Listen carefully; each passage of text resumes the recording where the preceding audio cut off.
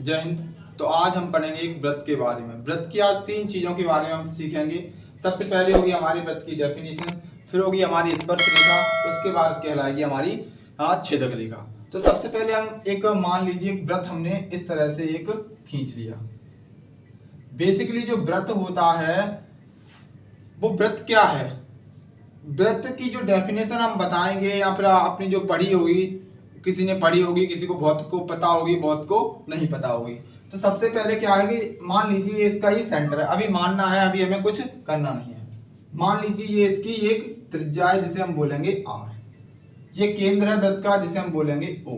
अगर हमें इस चित्र को देखकर इसकी अगर हमें डेफिनेशन यानी कि इसको अगर डिफाइन करना हो, किसी को बताना हो कि व्रत की परिभाषा ये होती है, तो आप कैसे बोलेंगे? तो आप इसको बोलेंगे कि किसी निश्चित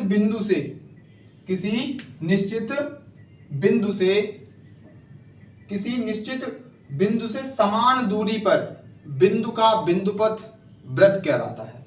समान दूरी का मतलब ये है कि इस वाले पॉइंट से लेकर हम यदि कोई भी लाइन खींच दें, ऐसी ऐसी ऐसी, ये या फिर ये, तो इन सब की दूरी यानी कि जो इनकी लेंथ है वो एक्चुअल में बराबर होनी चाहिए।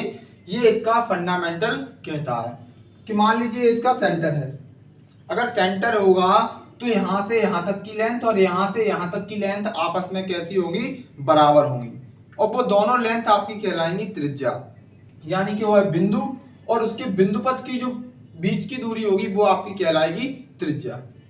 मतलब एक बार और हम बोलेंगे कि किसी एक निश्चित बिंदु से समान दूरी पर बिंदु का बिंदुपथ ही आपका व्रत कहलाता है। यानी कि जो सर्कल है वो बहुत सारे बिंदुओं से मिलकर बना है। तो हम कह सकते हैं कि जो सर्कल है वो हमारा किससे? बहुत सारे असंख्य या फिर लाखों या फिर हजारों या फिर करोड़ों बिंदुओं से मिलकर बना है। तो मान लीजिए ये हमारे 3 सर्कल हैं। सबसे पहला सर्कल ये है हमारा, माना ये सर्कल नहीं है, थोड़ा तिरछा बना हुआ है, पर मानने में क्या जाता है? मान लो, है ना, कि 3 सर्कल है हमारे, 1 2 और 3।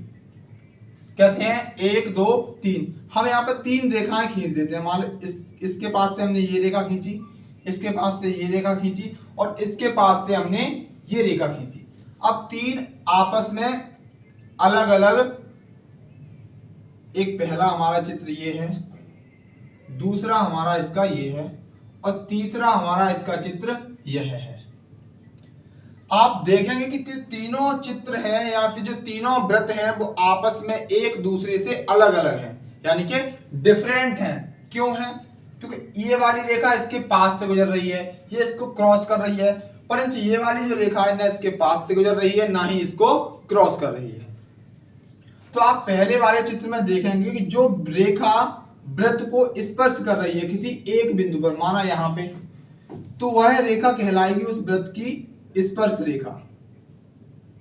यानी कि जो रेखा किसी वृत्त को एक बिंदु पर स्पर्श करेगी वह कहलाएगी उस वृत्त की स्पर्श रेखा। अब हम आते हैं अपने सेकंड वाले चित्र पर।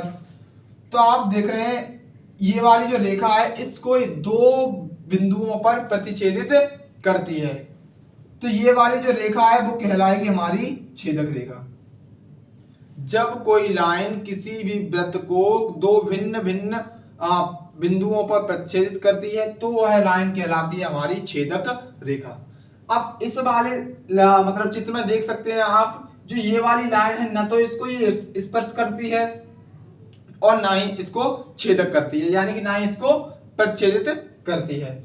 तो आप बोल सकते हैं कि जो आपका जो सर्कल होगा, यदि एक ही तल में एक रेखा और एक सर्कल है तो आपकी केवल 2 ही स्थितियां बनती हैं, 3 स्थितियां बनती हैं। या तो वह लाइन वृत्त को स्पर्श करेगी या फिर उसको प्रतिच्छेदित करेगी, या ना ही तो या फिर न उसको स्पर्श करेगी और ना ही उसको प्रतिच्छेदित करेगी। ये एक होते हैं आपके बेसिकली मतलब स्ट्रक्चर होता है जो हमें वृत्त के बारे में पता हो।